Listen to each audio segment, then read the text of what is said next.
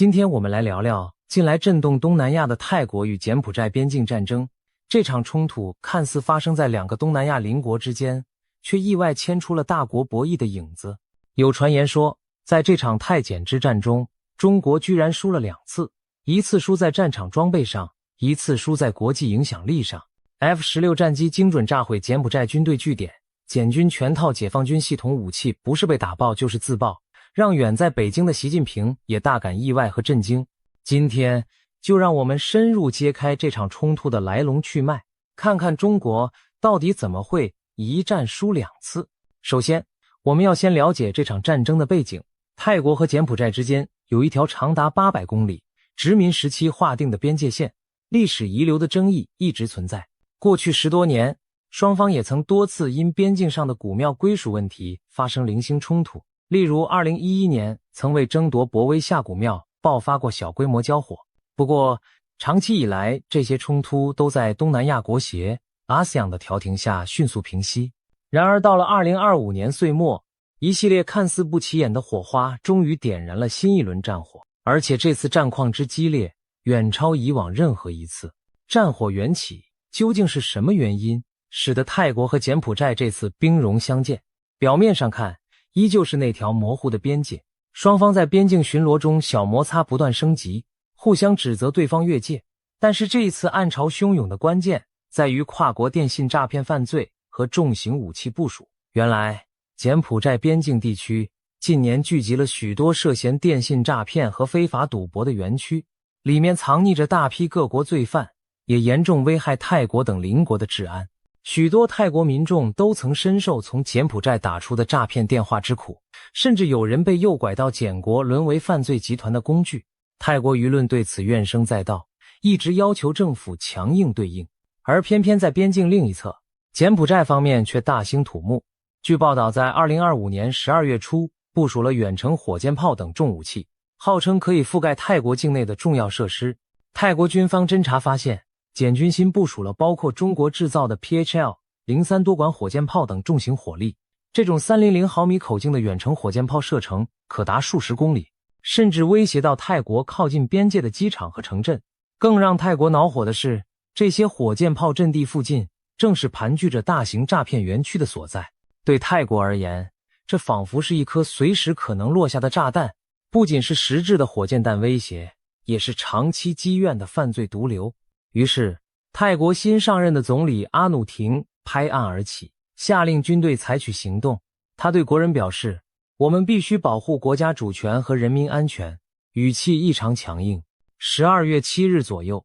泰国军方决定发动一次先发制人的边境清剿行动，战幕由此揭开。战争爆发与泰国猛攻，根据前线消息，冲突在12月初瞬间升级。泰国方面率先展开精心准备的军事行动，目标直指柬埔寨境内那些跨国犯罪巢穴和重火力阵地。泰国空军的王牌力量纷纷出动美制 F-16战斗机和瑞典制 JAS-39 鹰狮战斗机轮番升空，对边境目标进行轰炸，场面之猛烈令人大呼意外。泰国飞行员驾驶 F-16 战机高速掠过边境线，投下精准制导炸弹，炸向早已锁定的柬埔寨军事据点。据现场影片显示，一架 F-16 投下的 GBU-12 型500磅激光导引炸弹精确命中柬埔寨菩萨省边境附近的一座建筑。只见那栋建筑物瞬间火光四射，上层结构整个坍塌燃烧。那栋楼其实是一座挂着赌场招牌的园区建筑，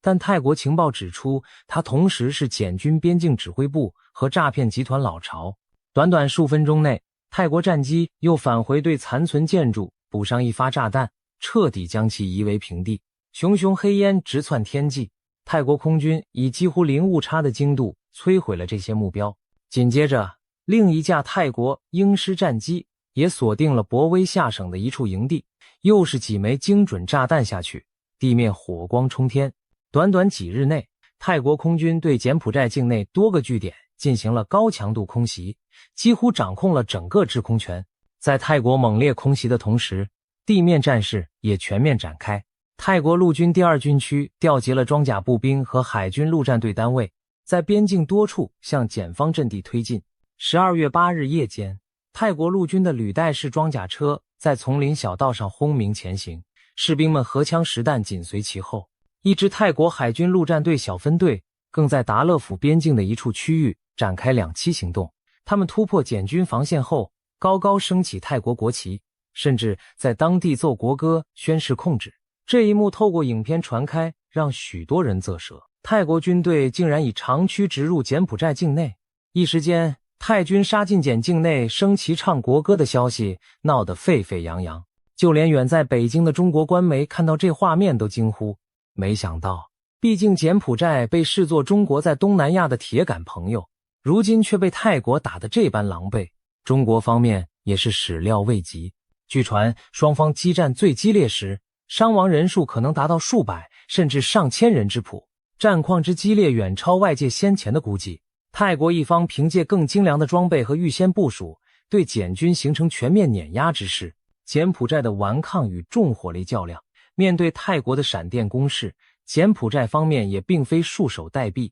柬埔寨首相洪马奈原本资历尚浅，临危之际其背后的强人前首相洪森震怒非常，传言洪森一度亲赴前线坐镇，试图挽回颓势。柬埔寨军队调集了边境各地的部队增援，从金边连夜开出一辆又一辆军用卡车和自行火炮。当地民众拍摄到长长的车队鱼贯驶向前线，那是柬军从中国新近引进的 SH-1 型122毫米自行火炮系统，正赶赴边境支援。12月9日凌晨，柬埔寨终于展开了反扑，他们将重型远程火箭炮对准泰国境内，疯狂倾泻火箭弹。据泰国陆军第2军区通报，从7日晚间断续交火开始，到9日拂晓，柬军对泰国方向发射了大量 BM-21 型冰雹火箭弹和 PHL-03 远程火箭，几乎形成了一场火箭雨。保守估计，柬军单夜间齐射的火箭弹数以千计，这些无导引火箭如雨点般落向泰国边境的多个目标，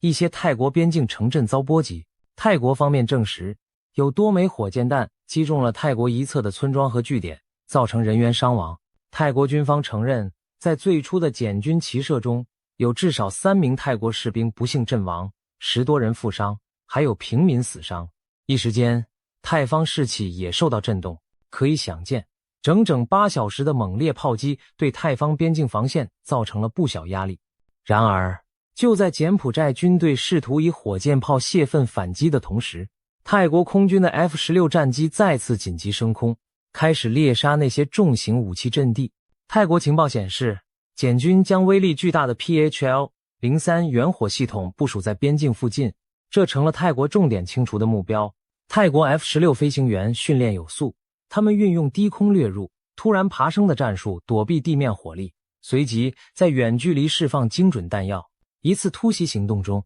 一架 F-16 悄然凌空，柬埔寨北部某地上升到合适高度后，突然投下一枚滑翔制导炸弹。这枚炸弹带有导航套件，可以在释放后滑翔数十公里，精确命中目标。不到片刻，柬埔寨一处隐蔽在树林间的重型火箭炮发射阵地即被炸得粉碎，现场弹药殉爆，火光冲天。泰国飞行员甚至形容说，远远看去就像一朵巨大的火球在丛林中升起。就这样，柬军那些引以为傲、号称大国重火力支援的远程火箭，还未来得及充分发挥威力，便在泰国空军的精确打击下遭到重创。这进一步奠定了泰国对战场局势的主导。武器差距，解放军系统碰上西方军火，结果会怎样？这次泰柬战争给出了残酷的答案。柬埔寨军队长期以来的武器装备主要来自中国，可谓全套解放军系统加深，从单兵的枪炮到重型的导弹，多数都是中国制造。然而他们的对手泰国，装备来源以美国和西方国家为主，也夹杂部分从中国购买的新式装备。于是，在战场上出现了耐人寻味的一幕：中式武器对决，中式武器、美式装备大获全胜。例如，柬埔寨士兵普遍使用中国援助的80式通用机枪和 7.62 毫米步枪，这实际上是仿制自苏联卡拉什尼科夫 PKM 机枪的中国产品。然而当泰国空军的 F-16 呼啸而过时，绝望的柬军士兵只能举起这些机枪朝天扫射，妄图击落高速掠过的战机。机枪子弹的射程和高度根本够不着 F-16，只能无力地在空中划出一道道弹花般的弹迹。如此滑稽的场景，让人不禁想起上世纪50年代韩战时期，某些装备落后的军队徒劳地向喷气式飞机开枪的画面，武器代差之巨大，可见一斑。现代战争中有制空权与无制空权的差距，就是生与死的差距。柬埔寨士兵还在以血肉之躯对抗超音速飞机和精确制导炸弹，这幕景象让全世界的军事观察家都为之震惊。再看防空领域，柬埔寨不是没有现代化的防空武器，他们近年从中国引进了红旗12型中程防空导弹系统，出口名称 KS-1， 以及据称还有少量红旗16、红旗17防空导弹，用于保护首都金边和重要基地。本以为这些中制防空导弹能给泰国飞机造成威慑，甚至一度有传闻声称柬军用红旗导弹击落了一架泰国 F-16， 然而很快泰国军方就郑重否认了战机被击落的说法，而战场的现实是红旗导弹一弹未发， F-16 如入无人之境。为什么会这样？后来的分析指出，柬埔寨的红旗12等防空系统部署数量太少，总共不到20部发射车，根本无法组成绵密的防空网。在长达数百公里的边境线上，这几套导弹覆盖范围极其有限，而且柬军缺乏预警雷达、预警机和完善的指挥协同，防空导弹就像瞎子一样守在原地，泰国飞机完全可以绕开他们的射程。在泰国精心的战术设计下， F-16 多半在红旗导弹射程之外就投下了滑翔炸弹或导引武器，让柬埔寨的防空部队干瞪眼却无力还手。此外，泰国显然也动用了电子战手段，据说泰军具有一套称为黑虎的先进电子干扰系统，能让柬军雷达荧幕上杂波一片，干扰其发现目标。结果柬埔寨防空部队自始至终没能对泰国空军造成实质威胁，只有在战争初期，泰国空军为谨慎起见，并未深入轰炸金边、西哈努克港等腹地城市。一方面因为泰方声称无意侵略占领土地，另一方面或许也因为那些地方确实布防了部分中国提供的防空导弹，泰国不想铤而走险。尽管如此，仅凭区几套中程导弹，柬埔寨还远远无法建立起一张拦截泰国空军的天网。这场现代防空作战的失败再次凸显了单一武器性能再先进，若脱离体系支援，都难以改变战局的残酷现实。对中国而言，自己外销的防空武器在实战中未能发挥作用，这无疑也是一次颜面扫地的经历。相较之下，泰国军队的西方装备在战场上大放异彩， F-16 战机飞了上百架次如入无人之境，鹰狮战机甚至在公路临时跑道上起降出击，展示了高机动部署能力，这得益于瑞典对战时分散基地战术的设计。泰国地面部队的装甲车队中，我们既看到了美制 M113 装甲运兵车，也看到了英国制造的蝎式轻型坦克穿梭于丛林。值得一提的是，泰国几年前还向中国购入了一批 VT-4 主战坦克及中国 MBT-3000 型外销坦克，泰军将这款中国坦克编入装甲部队，这次也投入了前线。这便让战场上出现了一个有趣又尴尬的画面，泰军的中国坦克在射击，对面柬军可能正躲在中国制的工事后面还击，某种意义上是中国武器打中国武器。那么中国的坦克表现如何呢？泰方对 VT-4 坦克的火力和机动性其实颇为赞赏，称其125毫米滑膛炮威力强大，多次远距离轰击柬军阵地，击溃对方防线。在开始的几天里，泰军坦克兵骄傲地表示 VT-4 火炮准确又猛烈，不愧是中方出口的明星装备。然而就在网上充斥着 VT-4 坦克英姿的照片时，一张令人震惊的图片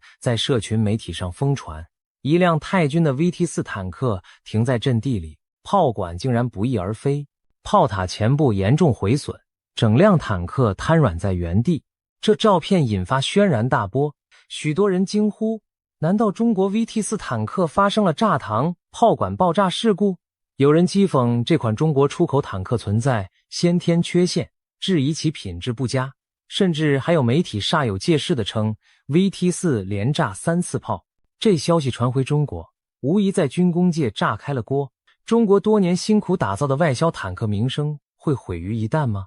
面对质疑，中国媒体和专家们连忙出面辟谣解释。据中国一家军事评述号分析，那辆炮管脱落的 VT4 其实是被击中或过度使用所致，而非自行炸膛。他们引用参战泰国坦克兵的口述说明，那位名叫纳隆德的车长描述，他的 VT4 坦克从战事打响第一天起就投入高强度作战，短短几天内单车累计发射炮弹超过200发。要知道 VT4 坦克平时携弹量也就40-50发，换言之，这辆坦克至少经历了4次以上的弹药补给，一直处于连轴转的战斗状态。他们几乎把坦克当作自行火炮来使用，不停对着简军阵地轰击，火力覆盖。坦克炮虽设计寿命理论上有500发左右，但那是在标准条件下。如今高温炙烤、沙尘侵蚀，再加上超负荷连续射击，炮管磨损加剧。在最后一次射击时，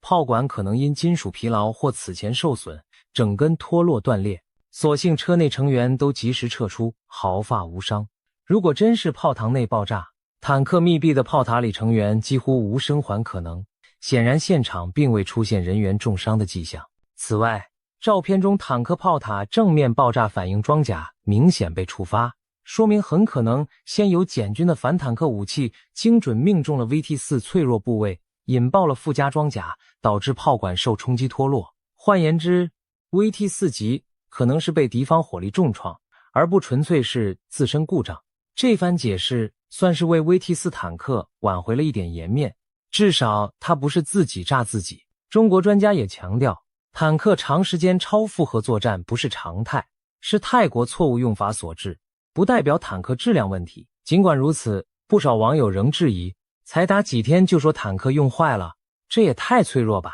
不管怎样，中国坦克首度实战就被炸得炮管飞掉，也是颜面无光啊。总之，这起 VT4 受损事件在全球军迷圈传得沸沸扬扬，让中国武器的信誉受到不小挑战。第一次出口实战就出现如此画面，任谁都会捏把汗。中国方面自不必说，从上到下恐怕都对此深感不安。习近平近年来极力推销中国军火出口，期望中国制造在国际军火市场打响招牌。可太检战争这一役，中国武器的表现却差强人意，甚至闹出笑柄，无怪乎外界猜测此事会吓坏习近平。除了坦克风波，柬埔寨军队其他中国高科技武器的下场也颇为尴尬。泰国地面部队在攻占柬埔寨阵地时，缴获了大批柬军遗弃的装备，其中最引人注目的是一套崭新的反坦克导弹系统，中国制造的 GAM-102 LR 第5代反坦克导弹。这款导弹据说具备先进的发射后不管能力和高穿甲威力，2018年才在马来西亚防务展上首次亮相，由中国保利集团负责外销。柬埔寨好不容易从中国引进了这样的先进武器，本想用来对付泰国坦克，不料还没来得及开火，便因柬军阵地溃退仓皇丢弃，被泰国士兵轻松捡了便宜。泰军士兵拍照留念，只见他们在山头阵地上排开那具导弹发射筒和控制箱，难掩兴奋。这场战斗发生在一处编号500高地的小山丘上，泰军推进过于迅猛，柬军守军匆忙撤逃时来不及带走笨重的导弹装备，只好全部扔掉。结果泰国不费吹灰之力就获得了中国最新式的反坦克飞弹，甚至扬言要好好研究一番。对中国来说，这无疑是两面不讨好，武器没能助盟友打退敌人，反倒拱手送给别人当战利品，还可能把技术机密暴露出去，岂不是赔了夫人又折兵？不仅如此，柬埔寨军队还使用了中国提供的各类无人机来执行侦察和打击任务，但结果依然难言理想。泰国士兵的神枪法在这里都派上了用场。战事期间曝光的一段影片显示，泰军士兵居然用步枪在远距离击落了一架柬埔寨的无人机。画面中，几名泰国士兵发现天空有小型无人机飞来，当即举起手中步枪连续点射，只见那架无人机中弹后冒出火花，旋即坠落地面，化为灰烬。这被泰国网友戏称为打雀式猎杀无人机，调侃柬埔寨的中国无人机就像猎物一样脆弱。不清楚被击落的是哪种型号的无人机，但推测可能是中国制的小型察打一体无人机，或者简易的商用改装机。总之，柬军想靠无人机取优势，却被泰国轻松破解。更有意思的是，泰国方面透露，他们发现空袭柬埔寨那些电诈园区后，有域外第三国派出无人机协助柬军部队，疑似帮助园区人员撤离。泰国军方甚至公布了无人机空拍影像，声称画面中出现的并非柬埔寨所有的装备。这耐人寻味的说法无疑暗指中国，因为若论域外大国，且能迅速以无人机支援柬军，除了中国很难有别家。是否真有中国无人机介入救场，泰国没有明讲，但这消息显示出泰国对中国可能的暗中介入保持高度警惕。即便如此，从战场结果看，就算中国真派了无人机帮忙，也未能改变战局，泰国依旧取得节节胜利。这些林林总总的战例汇总起来，让人不得不感叹，柬埔寨几乎完全装备了中国武器，本以为会替中国长脸，岂料实战中却频频掉链子，中国军火的形象跟着一落千丈。相形之下，美国和盟国的武器在泰国人手中表现抢眼，让国际舆论对中美武器对决有了新的认识。许多人惊呼，这场泰柬大战简直变成了一场缩微版的中美军武较量，而中国完败。中国的尴尬与双重失败，随着战事的推进，中国输了2次的说法开始在坊间流传，这究竟是指什么？纵观整场冲突，我们可以理解为：其一，中国输在军事技术上，自家武器威信扫地；其二，中国输在地缘政治上，苦心经营的影响力大打折扣。先说第一重失败武器装备的挫败，我们前面详细阐述了，中国提供给柬埔寨的各型武器在战场上表现不如人意，反而让泰国和西方武器风光无限，这对中国的军工外交和军火出口是当头棒喝。长期以来，中国致力于向友好国输出军备，以增强自身影响力。柬埔寨就是接受中国军援最多的国家之一。原本中国希望透过武器援助，不仅巩固柬埔寨政权，也展示中国装备的可靠与先进。然而泰柬战争短短1周，就把这种精心维护的形象击得粉碎。当世界看到柬军的中国导弹被遗弃，中国坦克炮管炸飞，中国导弹拦不住飞机，人们不禁要问，中国武器是不是外强中干？即使中国官方和媒体百般辩解，也难挽回直观印象的损失。在全球军火市场上，买家们看重的可是实战表现。试想，一些原本考虑购买中国防空导弹或坦克的国家，此刻心里会怎么想？难怪有人揶揄，这场战争成了西方武器的免费活广告，却变成中国武器的滑铁卢。更别提中国武器技术可能因战败而落入对手之手。泰国已经捡到了中国新型反坦克导弹，美国和西方情报部门恐怕早就对此感兴趣了。这层面上说，中国在战场上可谓输得灰头土脸。再说第二重失败国际影响力的挫败，柬埔寨是中国在东南亚最亲密的盟友之一，双边关系可谓唇齿相依。多年来，中国在柬埔寨大举投资，涵盖基础建设、资源开发，甚至传出在柬埔寨的西哈努克港协助建设海军设施，试图打造中国在海外的战略支点。按理说，柬埔寨出了事，中国不可能袖手旁观。然而这次泰柬战争从爆发到激化，我们惊讶地看到，中国官方一开始异常低调，几乎装作没看见。当泰国战机炸翻柬军，中国武器失灵的消息甚嚣尘上时，北京的反应相当克制，只通过外交部发言人笼统表示，高度关注泰柬边境冲突，呼吁停火止战，愿意劝和促谈，没有谴责泰国，没有公开力挺柬埔寨，更没有任何实际军事援助的迹象。中国表态之温和，令外界意外。有分析认为，北京不愿公然与曼谷交恶，毕竟泰国并非中国敌对国，相反，中泰友好也有深厚基础。再者，泰国还是美国的盟友之一，中国如果军事介入，极可能招致美国和整个东盟围观，甚至反制，代价高昂。于是中国选择按兵不动，只在幕后斡旋。然而这种沉默以对的态度，对柬埔寨而言近乎一种背弃。想象一下，柬埔寨平时对中国言听计从，一旦挨打却发现老大哥迟迟不出手相救，洪森家族心中会作何感想？据传柬埔寨方面相当焦急，不断通过秘密渠道敦促中国出面调停，甚至施压泰国，但中国迟疑不决，只愿扮演和事佬，不愿直接站队。这使得柬埔寨在战场和谈判桌上陷入被动，柬埔寨不得不另寻他源。他们公开呼吁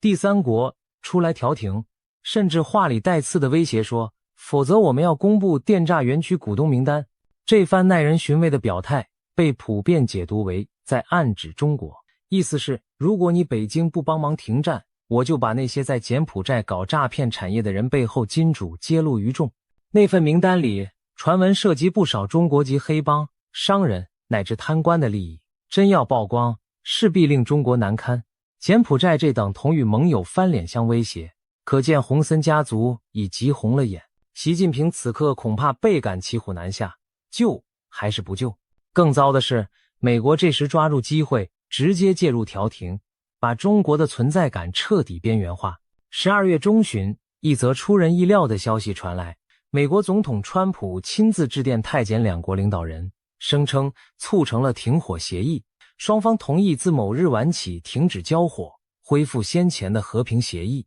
川普在他的社群媒体上高调宣布了这一消息，仿佛将功劳揽入怀中。然而事情出现戏剧性反转，泰国总理阿努廷立刻公开打脸川普。他在社群媒体上回应说，目前没有达成任何停火协议。阿努廷强调，泰国并非侵略者，而是在进行自卫反击。美方若要劝停，应先劝柬埔寨停止袭击，并撤军清除地雷，不要只是一味让泰国单方面停火。泰国的强硬表态让川普一时也尴尬无语。很明显，在战场优势尽握的情况下，泰国无意过早罢手，除非满足他的战略目的。川普的电话斡旋就这样无果而终。这一幕固然显示出泰国在这场冲突中的强势地位，但同时也让人看到美国高层对此冲突的重视程度。区区泰柬之争竟惊动了美国总统亲自出马，可见其背后隐含的战略意义。相比之下，中国在前期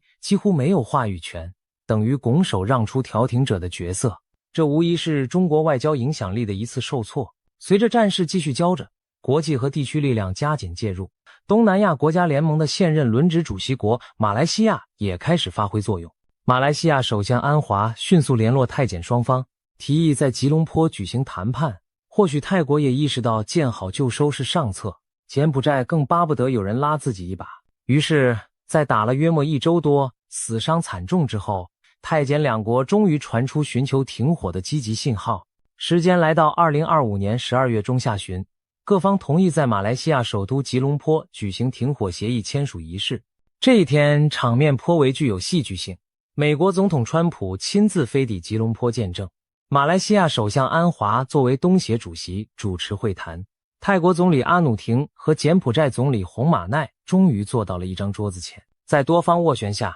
双方签署了一份吉隆坡和平联合声明，宣布立即停止一切敌对行动，并达成4项重要共识。这4点内容可以说每一条都意有所指。其一，双方从边境地区撤出所有重型武器，以保障平民安全，这正是泰国关切的柬军火箭炮威胁。其二，双方合作清除边境埋设的所有地雷，长期争端遗留问题。其三，双方承诺联手打击跨境诈骗犯罪集团，点出了这次冲突深层症结那些诈骗园区。其四，双方将共同管理争议边境地区，避免单方面行动，为长久和平建立机制。可以看到，泰国基本达成了自己动武的主要目的，柬埔寨同意解除重火力威胁，又不得不正视清剿境内诈骗势力的问题，而柬埔寨则保住了政权和大部分领土完整，没有被进一步攻击，算是体面的停战。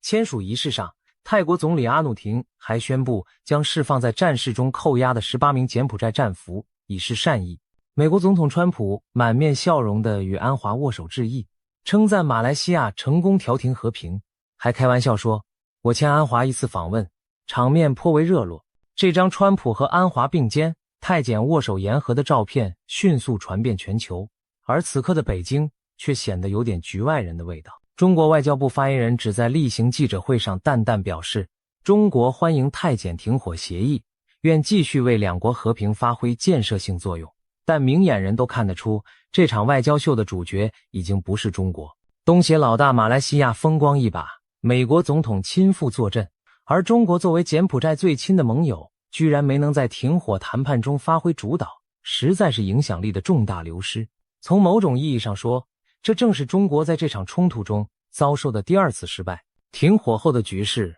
对中国而言可谓五味杂陈。泰国达成了清除威胁的目的，柬埔寨暂时度过政权危机。然而中国精心在柬投下的棋子似乎岌岌可危。首先，停火协议第3条直接点明要打击跨国诈骗集团，这等于国际社会公然将柬埔寨境内的那些园区定性为和平威胁，需要铲除。洪森家族过去多年正是默许甚至庇护了这些犯罪经济，以牟利。如今在国际压力下，他们不得不痛下决心清理门户。然而一清理，背后涉及的大批中国籍人员和资金势力必然曝光，这对中国政府也是两难，不清理不行，清理了自家一些见不得光的人和事也浮出水面。可以预见，未来一段时间，中国和柬埔寨在扫荡诈骗园区上会有一些微妙合作与博弈。毕竟中国近年也深受境外诈骗危害，只是一直未能彻底解决，此次借泰国刀锋，或许反而逼得检方整顿，间接符合中国打击犯罪的利益。然而，这种拆东墙补西墙的局面让北京颜面何存？之前自己管不好的问题，被邻国炮火解决了，未免说不出口呀。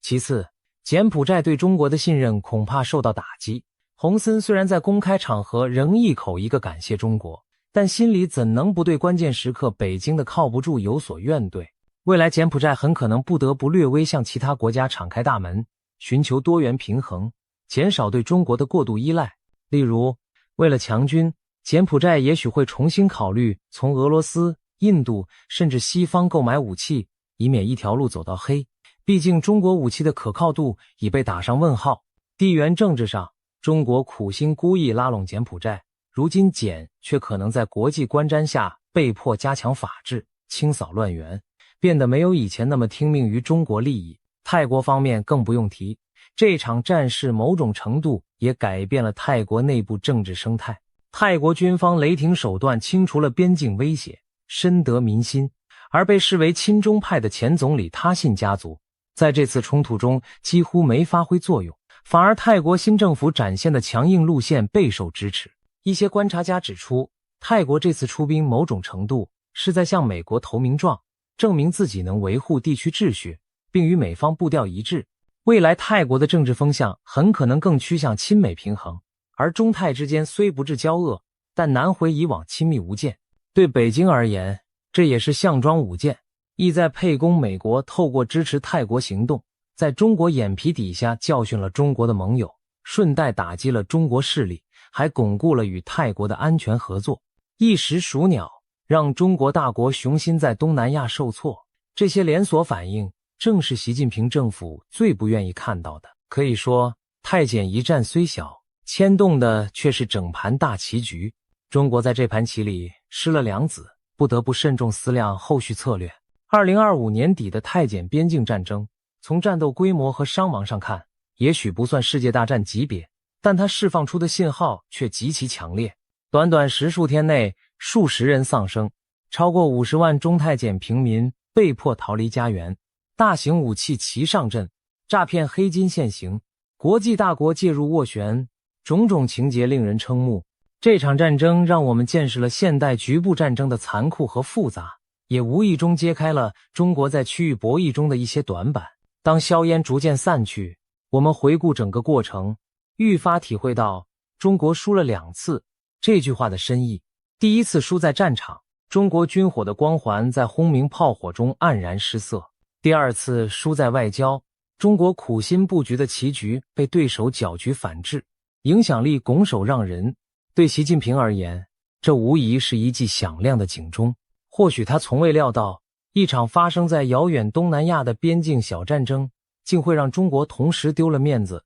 又失了里子。未来，北京势必要对自身的武器装备水准和区域外交策略进行反思和调整。这场泰柬冲突也提醒所有人，纵使号称世纪之交的崛起强国，一旦真正面临实战和国际考验，仍可能遭逢意想不到的挑战和挫败。躺在地缘博弈棋盘上的中国，如今或许正庆幸这仅仅是一场可控范围的挫败。但下一次呢？如果再面对类似的局面，中国能否避免重蹈这输2次的覆辙？亦或他能从中汲取教训，卧薪尝胆，在未来某天卷土重来，一雪前耻？对此，我们只能拭目以待。但有一点是确定的，这段发生于2025年岁末的太检战争经历，将长久地留在东南亚各国和大国博弈者的记忆中，成为一堂发人深省的现实课。战争结束了，